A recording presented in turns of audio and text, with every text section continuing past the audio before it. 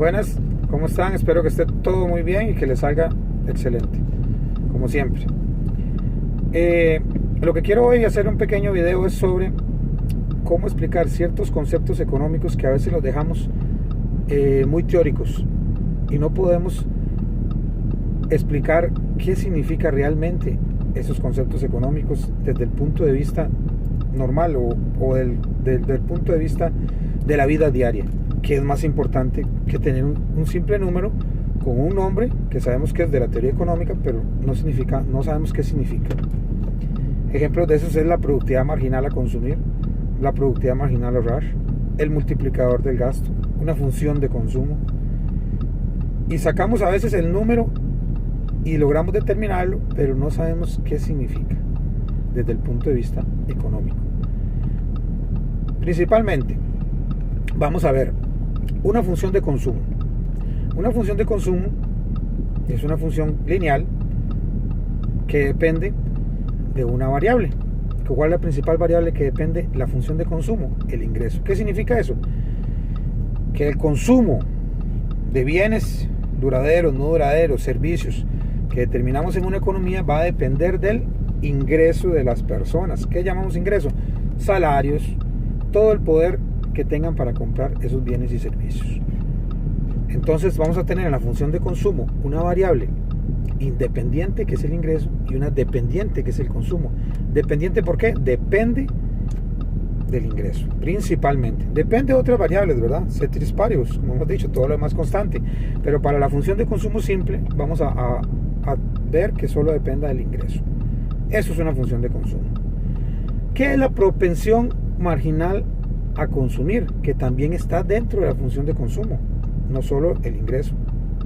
El consumo no depende solo del ingreso, sino también va a depender de la propensión marginal a consumir.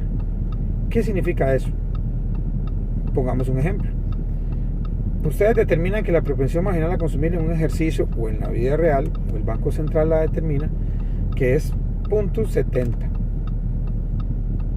Significa que de cada colón o dólar, moneda que estemos utilizando, que aumente el ingreso un colón, 70 centavos se destinan a consumir y la diferencia se destinará a ahorrar, que será la propensión marginal a ahorrar, 0.30. 0.70 más 0.30 completan la identidad de que 1 es igual a propensión marginal a consumir más propensión marginal a ahorrar. ¿Qué significa eso? Que económicamente o consumimos o ahorramos, según este modelo de la función de consumo. Entonces ya los dos componentes que están dentro de la función de consumo, que se pueden variar porque la otra parte es autónoma, sabemos que la propensión marginal a consumir ya sabemos qué significa y que depende principalmente del ingreso y también de la propensión marginal a consumir, pero el principal componente es el ingreso. Entonces, un ejemplo: si a mí me cambian el ingreso de 100 a 200 y tengo una propensión marginal a consumir de 0.70, significa que multiplicaré el 100 de mi aumento de ingreso, de pasar de 100 a 200, ese cambio en el ingreso, por el 0.70. Y significará que 70 colones o dólares de ese ingreso los destinaré a consumir. La diferencia de ese aumento de 100 quedan 30, sería la propensión marginal a ahorrar, que es 0.30 por 100. Excelente, muchachos. ¿Qué es el multiplicador del gasto o multiplicador de la inversión, como se le llama en la economía?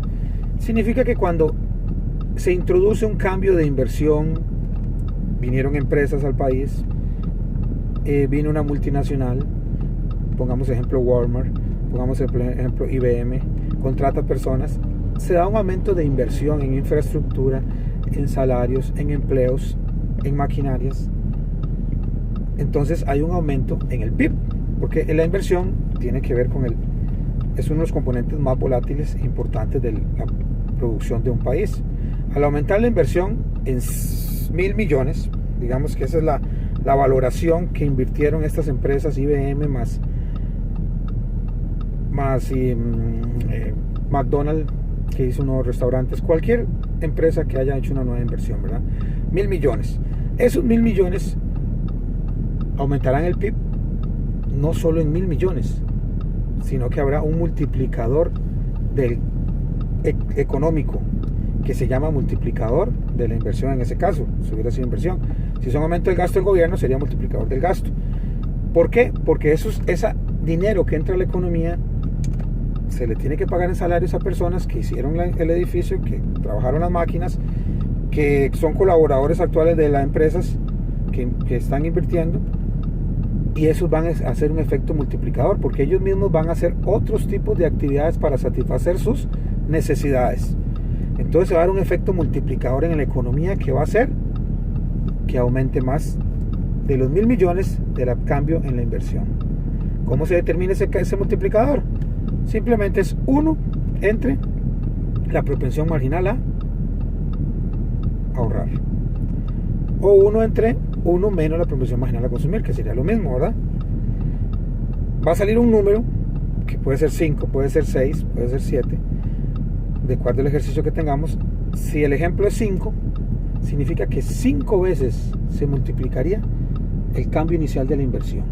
Si el cambio inicial es de 1.000 millones, sería 5 por 1.000 millones, 5.000 millones sería el cambio en el PIB, o el cambio que nos va a agregar a la economía.